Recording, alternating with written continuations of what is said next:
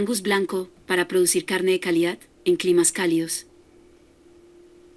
El Angus blanco es una nueva raza bovina que fue desarrollada con cruces sucesivos, no fue obtenida por ninguna manipulación genética artificial. El ganado, Onagüite Angus, es calificado por algunos como un accidente que podría ser una gran alternativa para los productores ganaderos en climas tropicales.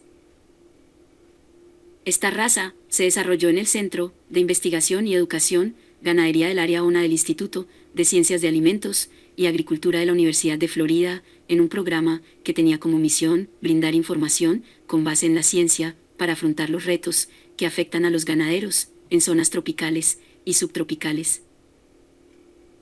El ganado Angus blanco es resultado de una coloración anómala derivado de realizar cruces sucesivos de ganado Angus negro con la raza Charolais, Simmental y Brahman. Este estudio fue basado en rasgos productivos de razas bovinas puras, por lo que los autores defienden que no es el resultado de una alteración genética.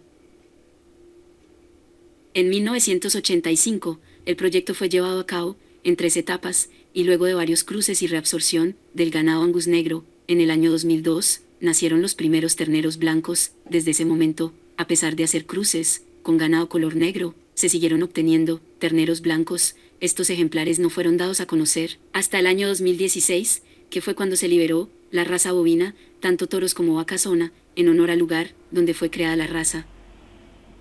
El director del programa Ionar Sintan describe a la raza como genéticamente un Angus negro, de capa color blanco, que conserva su piel negra, pero que se ha establecido como una nueva y distinta raza bovina. En el Angus blanco no ocurrió ningún tipo de manipulación genética. Este fue obtenido por coincidencia afortunada luego de varios cruzamientos y reabsorción hacia Angus negro, por lo tanto, un Angus negro 96% y 4% otras razas.